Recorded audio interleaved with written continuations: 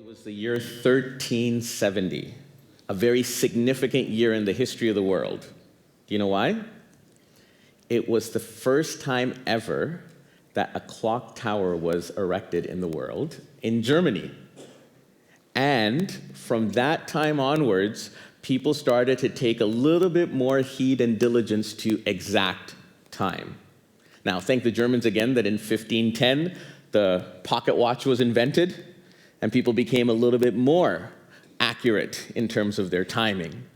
Before that, you would go by the sun and generally hours and what would happen at different times during the day, but not so specific.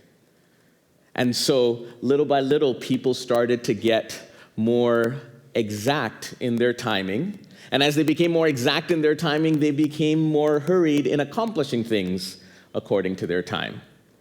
In fact, before Edison invented the light bulb, people would sleep for approximately 11 hours a day.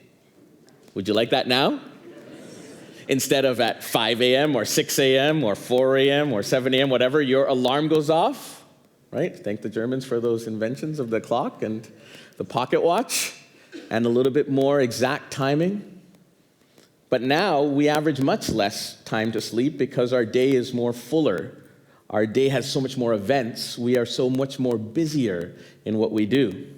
In 1967, there was a Senate subcommittee that was studying the technological advancements that were happening, and they came to this conclusion. 1967, they came to the conclusion that by 1985, people would only work 22 hours in the week, and for only about 27 weeks in the year, because technology was advancing at such amazing rates and such phenomenal things were being accomplished that we would have to do less, right?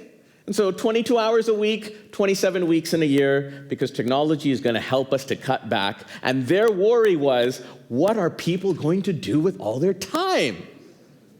Right? Sounds ridiculous now, right? That as technology increases, we've actually become even more busy.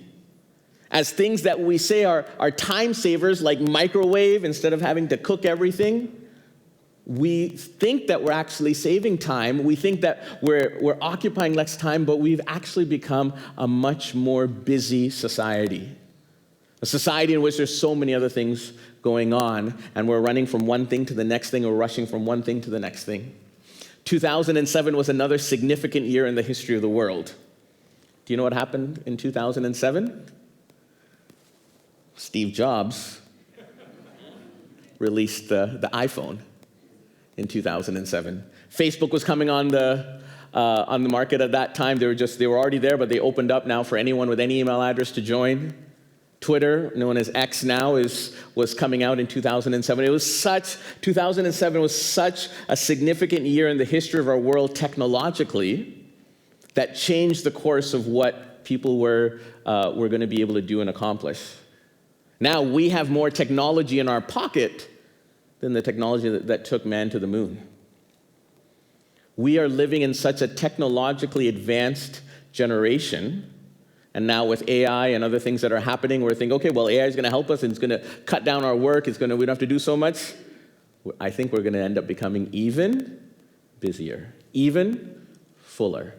Here's a study that was done, obstacles of a growth survey. It was obstacles of growth survey of over 20,000 Christians across the globe. And they identified from this study that busyness was a major distraction to their spiritual lives.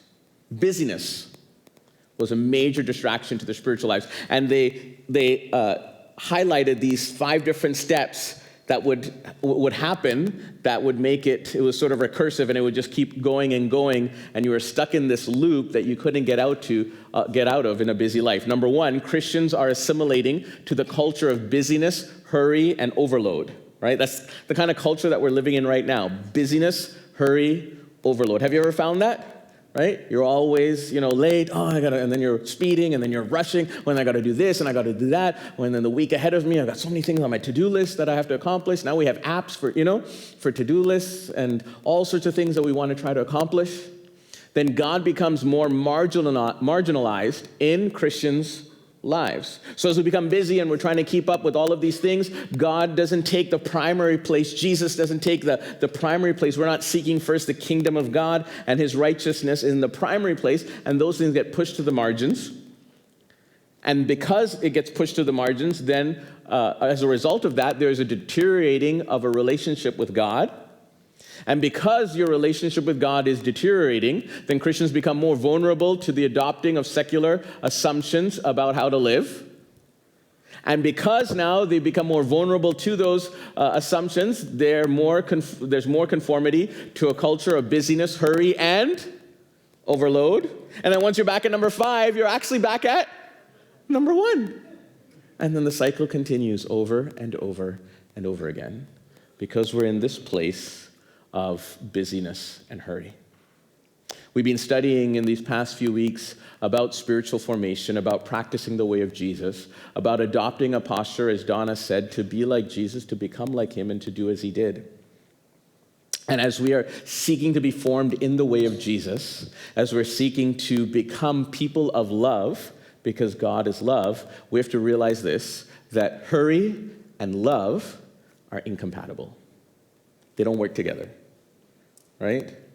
Have you ever tried to talk to Daniel when Daniel was in a hurry, right? Maybe it's Sunday after service, I'm going, here, I'll get back to you. And does it sound like Daniel is a person of love in those situations? Probably not. And if I've offended you, please forgive me, right? But there are situations and circumstances, sometimes we're in a hurry to do this and we're in a hurry to that, and we are not people of love. They are incompatible. And so that's why Dallas Willard, the Christian philosopher and the person that spoke and wrote a lot about Christian spiritual formation, and his book, Spirit of the Disciplines, I would highly encourage everybody to read that, Spirit of the Disciplines by Dallas Willard. He said this, that you must ruthlessly eliminate hurry from your life. Right?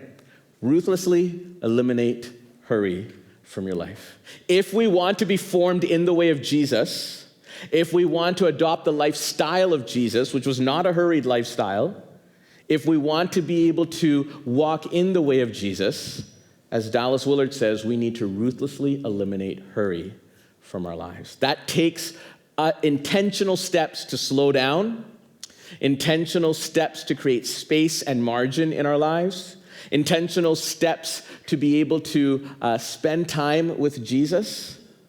If we want to be formed in the way of Jesus, we have to ruthlessly eliminate hurry from our lives. If you read through the Gospels and you see the life that Jesus lived, Jesus was never rushing about. He took his time when he was going to this place and that place. In fact, if you look at some of the amazing, miraculous things that Jesus did, quite often some of those amazing and miraculous things were a result of an interruption. That Jesus was on his way to do something and somebody interrupted him, and Jesus didn't say, listen, I'm busy right now, I got my schedule to meet, I got my to-do list to get to, right? I can't deal with you right now. No. Jesus would stop, create space, create margin for that person, and meet that person's need. One example amongst many examples. Okay, and there's a lot of them. You can read through the Gospels. There was a woman, she had an issue of blood, she needed some healing, and there's crowds around Jesus, and he was talking to people and healing people, and then this woman just said, if I can just but touch the hem of his garment, then I will be whole. And she reached forth her hand and touched Jesus, and Jesus realized that something happened, and he said, hold on, stop. Something has taken place. What has happened? And he stopped until he found who this woman was. And he told her, your faith has made you whole. There's so many different times when Jesus was on his way to one place and people cried out, Son of David, have mercy on me. And Jesus stopped and he asked that man, what do you want me to do for you? Oh, that I might see Jesus. And Jesus said, receive your sight. In so many instances and situations, we see how some of the most miraculous and amazing things that Jesus did were a result of an interruption in his way. That somebody stopped him, somebody asked him something. He was not too rushed. He was not too agenda focused. He was not too busy to meet the needs of those that were around him. And so we must ruthlessly eliminate hurry from our lives. We have to be, if we're going to be formed in the way of Jesus, then we need to walk in the way of Jesus. Tyler Staton says this about Sabbath, and we're going to talk a little bit about Sabbath today because Sabbath is a place of rest. Sabbath is, his definition is, a sacred time for intentionally attuning our whole selves to that which is most eternal and true. When I think about this definition, I think about Jesus, how his whole self was attuned to that which was most eternal and true. That even when he was disturbed, and even when he was interrupted, and even when he was called out for something else, he was attuned to what the Spirit of the Lord wanted for him. He was attuned to the will of God and the plan of God for his life. Unfortunately for us, we get so busy, we pack our schedule. If you're like me, I pack my schedule, and sometimes at the end I'm like, oh man, I didn't have time, for the other things. And I end up packing my schedule with this and this and this. And sometimes, I'll look at my schedule like, oh, it's 3 weeks away. Oh, my week is free. I'll put that there and I'll put that there. And then I get to that week and I'm like, oh, my whole week is full. Have you ever done that? Plan ahead and then you come to the actual week and you're too busy. I love what Corrie ten Boom said. She said this: if the devil can't make you sin, he'll make you busy. Right? If he can't make you sin, he'll make you busy. Too busy to be formed in the way of Jesus. Too busy to spend time in the presence of Jesus. Too busy to spend time in the Word of God. Too busy for prayer. Too busy for people. Too busy for the needs that are around us. We can become too busy in so many different ways. So I want to talk to you a little bit about Sabbath because, as I mentioned last week, we talked about various practices. And part of what we were talking about, various practices, is there things that are in our life that we don't know how we can overcome or how we can change, but maybe there's a practice in the way of Jesus that can help us to deal with some of those things. Is there a practice in the way of Jesus that can help us deal with our impatience? Is there a practice in the way of Jesus that can help us with our lust? Is there a practice in the way of Jesus that can help us with our anger? Well, is there a practice in the way of Jesus that can help us with our busyness that often has ripple effects in so many other areas of our lives that we are unable to be formed to the character of Jesus and in the way of Jesus? Well, that practice is called Sabbath. And so that's what I want to talk to you about this morning, is about the practice of Sabbath. So I'm just going to talk to you about the practice of Sabbath in the Old Testament and the practice of Sabbath in the New Testament, so that we don't think that it was just something that people did long ago and it's just for the Israelites or it's for the Jewish people. They do Sabbath still. No, it's actually for each and every one of us that God calls us to practice Sabbath, because Sabbath is one of the practices of Jesus. And as we practice Sabbath in the way of Jesus, we can also receive the life of Jesus. And Sabbath will help us in the busyness of the lives that we live. So let's look at Sabbath first in the Old Testament. Actually, when you think of Sabbath in the Old Testament, it actually extends even before the Old Testament. It extends all the way to creation, because this is actually a creation principle. In the book of Genesis, I won't read all the verses. The verses will be on the screen. You can find it in the notes page online as well. But in Genesis 2, it talks about how when God created the heavens and the earth, after he worked for 6 days, he took a break on the seventh day. Right from the beginning, this message is called Rhythms of Rest. Right from the beginning, God was instituting a rhythm of rest. And he was modeling that for us. Work 6 days, rest the seventh day. And this is the rhythm which God is calling us into as well. Oftentimes for us, we're just working every single day, and we don't take time actually to rest. We don't take time to declutter, to be unbusy, to be able to spend time with the Lord. Now, after creation, he also instituted it in the 10 Commandments. And oftentimes we look at the 10 Commandments and we say, yeah, those commandments are for us today. Everyone except Sabbath. I should honor my father and mother. I shouldn't kill. I should love the Lord my God, right? I shouldn't covet, right? We go through all those 10 commandments and say, yeah, those are all applicable for today, except the Sabbath. Is that true? No. Sabbath is important as well. In Exodus chapter 20, remember to observe the Sabbath day by keeping it holy. You have 6 days each week to do your ordinary work, but the seventh day is a Sabbath day of rest dedicated to the Lord your God. On that day, no one in your household may do any work. So this is part of the 10 Commandments. It's part of what God instituted for the children of Israel, and it's something that's still applicable for us today, that God calls us into a time of rest. God was so serious about the Sabbath, not only did he want a rhythm of 6 days work, 1 day rest, he also instituted a rhythm of 6 years work, 1 year rest. Now, doesn't that sound appealing to anybody? Right? It's called the Sabbath year, right? Sort of where we get our term sabbatical as well from. Sometimes you take a sabbatical. Well, God instituted a Sabbath year as well. He wanted the land to have rest. And so he said, okay, I want you to cultivate your crops and I want you to work for 6 years. On the 6th year, I am going to bless you abundantly so that you will have enough crops for the 6th year, for the 7th year, and for the 8th year, because you'll need food for the 6th year. The 7th year, I want you to rest. You'll have enough food for the 7th year, and I'm going to give you enough food for the 8th year as well, because it's going to take you some time in the 8th year to actually plant and harvest. And so that's what God was going to do. Now, does that take faith? It does. This is part of what God was trying to institute in the people, but also in our lives, that to actually celebrate the Sabbath, it takes faith and trust.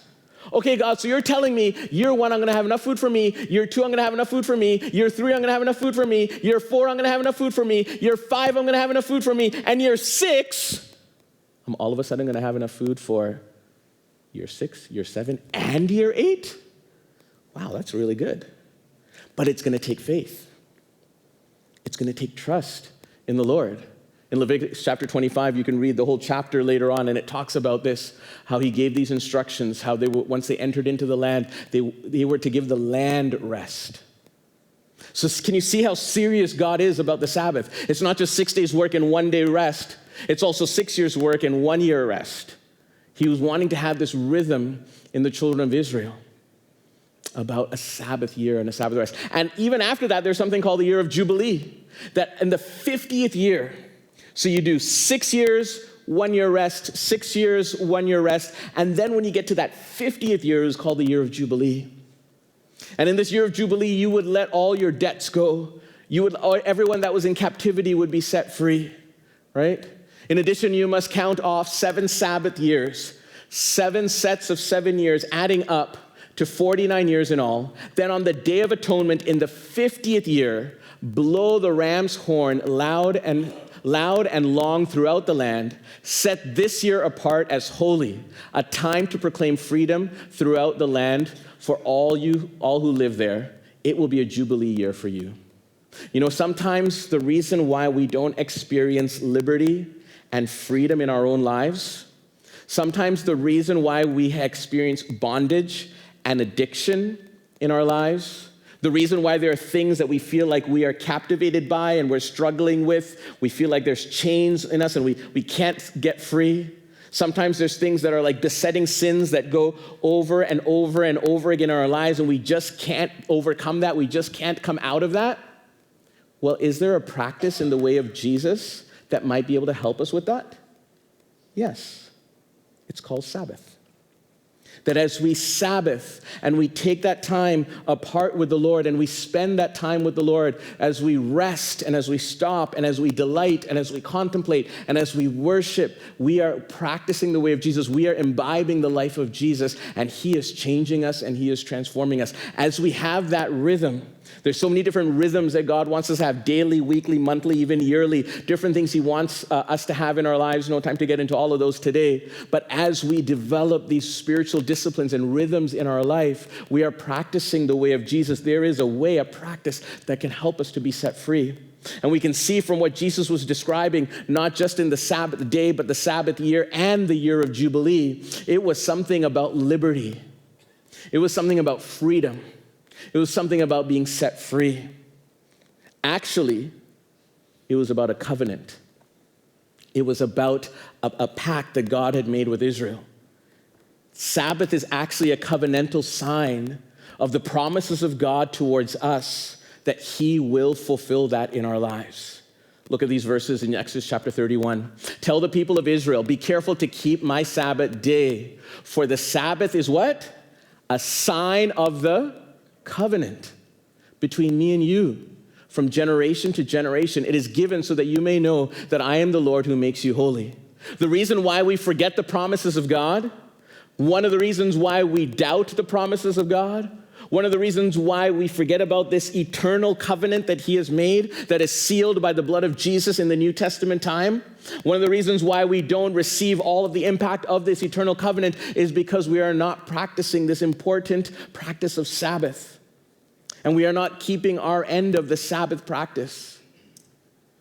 For the children of Israel, they didn't do their part to work 6 years and take the Sabbath year off.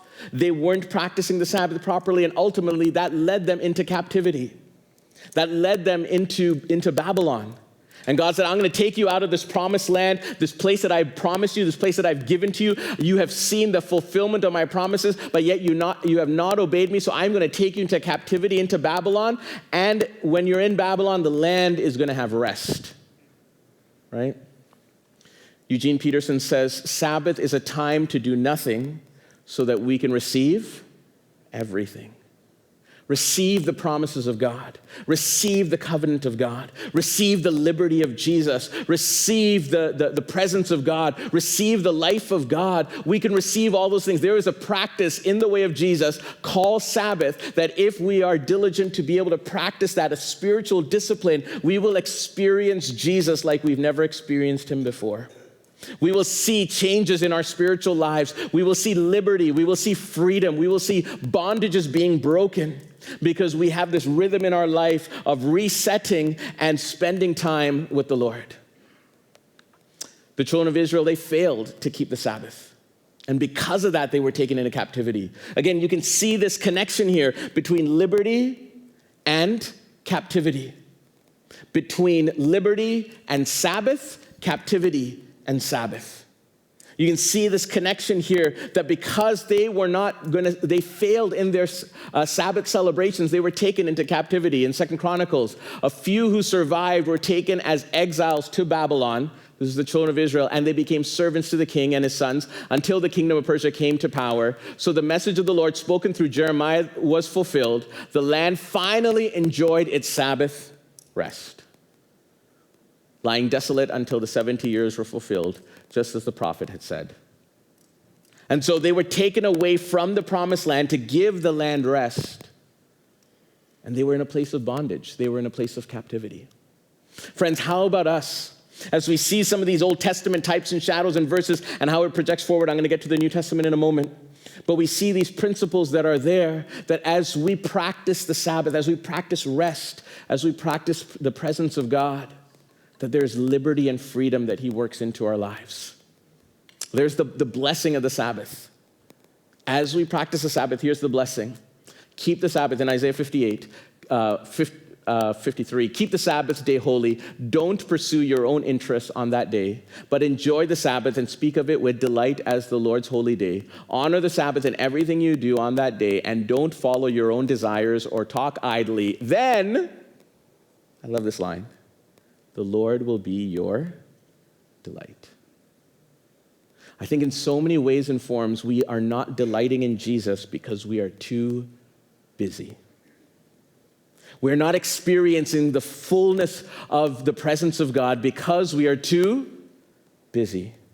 We get up in the morning and I got to do this, this, and this. Got to take care of my kids. I got to do this job and do that. And all of these are legitimate things that we have to do. All these things are things that we need to take care of. But we become so busy. We're doing this, this, and this. And then by the end of the day comes and we're ready to put our head to the pillow and we are so tired. We are so exhausted. We've become so busy that we don't spend time with Jesus. But if we practice this rhythm of Sabbath, then the Lord will be your delight.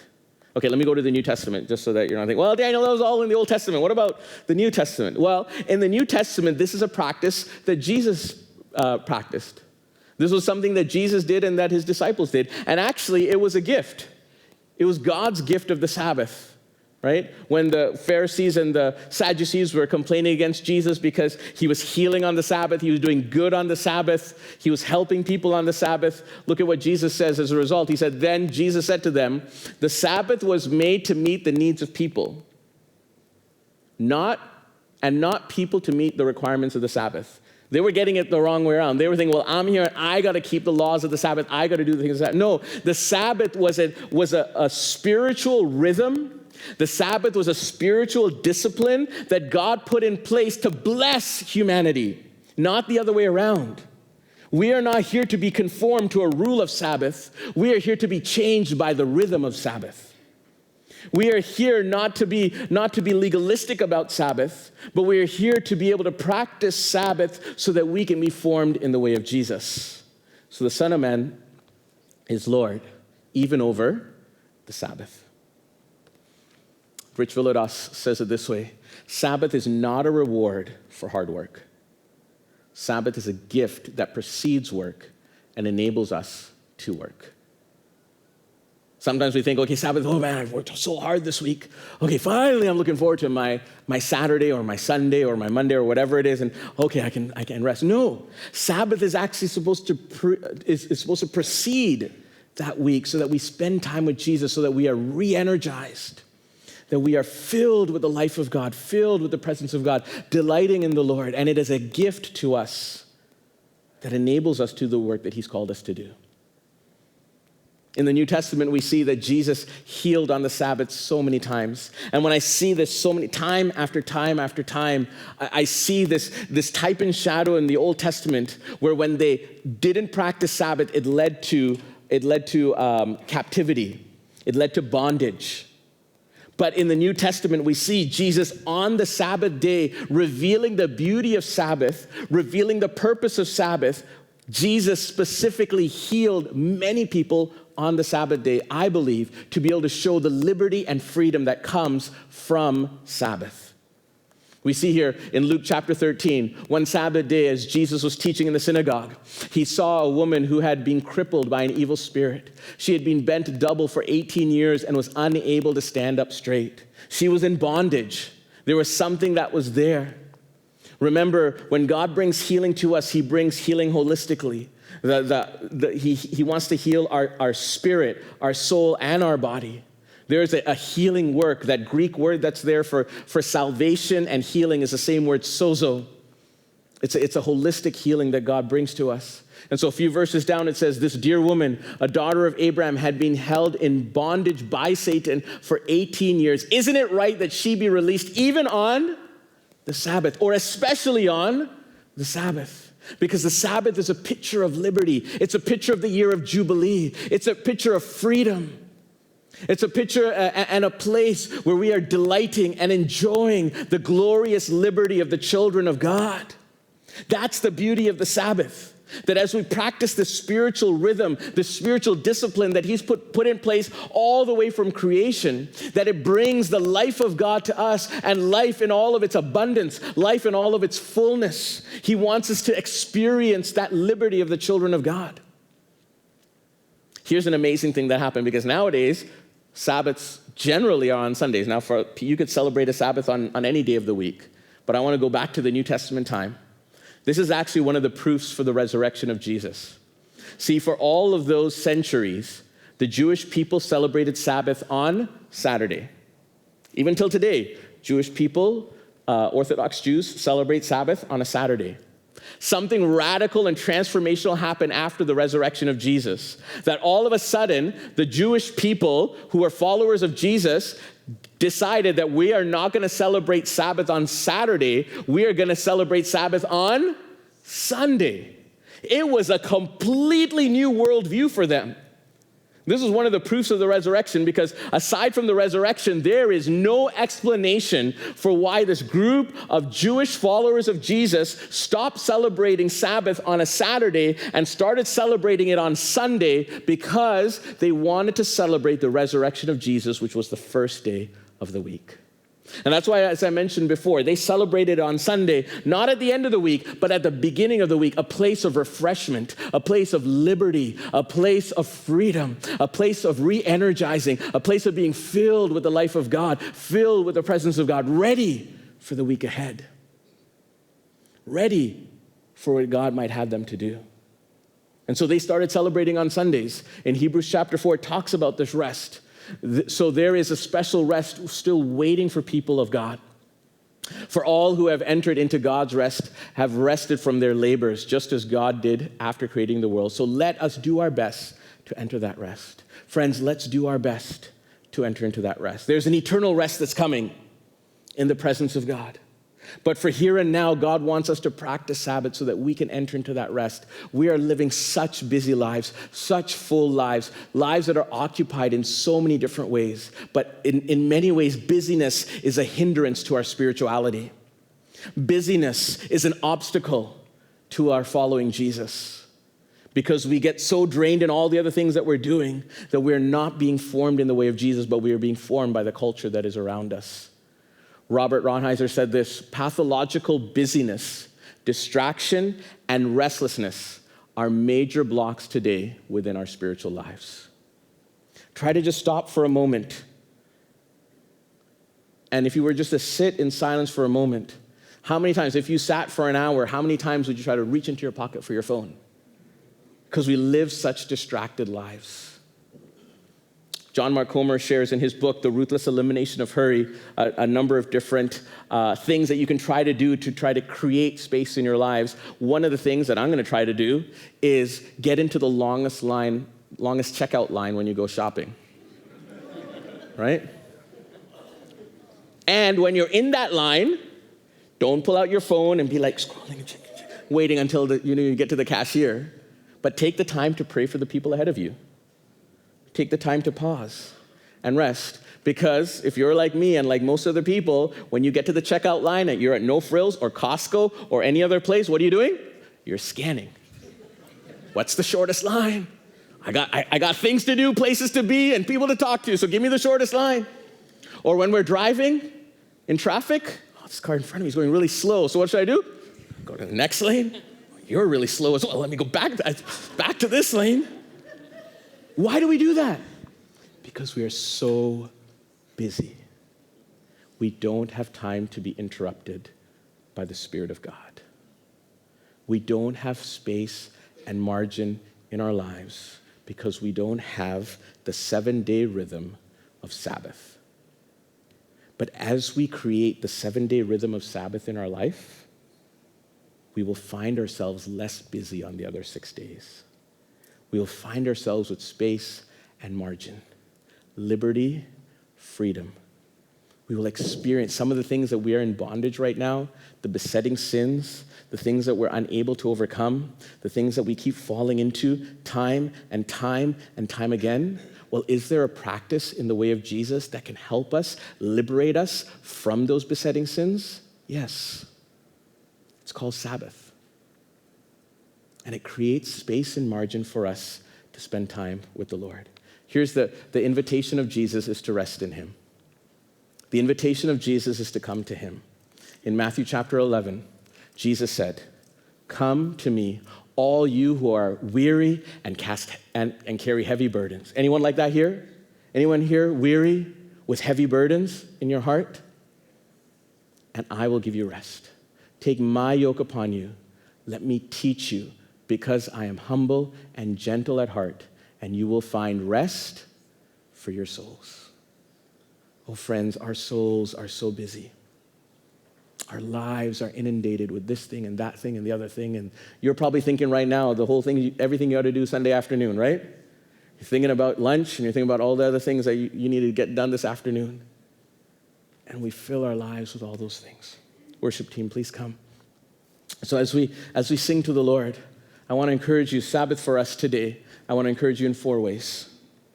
And that's this: stop, rest, delight, and worship. Sabbath, the literal translation for Sabbath is stop. So take time to just stop. And then rest. Come to me, all you who labor and are heavy laden, and I will give you rest. Delight in the Lord. As we read that verse in Isaiah, then you will experience and see and know the delight in the Lord. And then worship. If you want to dig a little bit deeper into the Sabbath practice, pick up the Sabbath practice from the Apprenticing with Jesus wall, the card there, and I'll give you a little bit more information. There's a whole 4-week study if you want to study a little bit more about Sabbath and learn what it actually is to stop and rest, delight, and worship. But he has ordained this practice all the way from creation so that we might experience and know him and know the liberty and freedom that there is. It's called the glorious liberty of the children of God. Let's stand and let's sing to the Lord.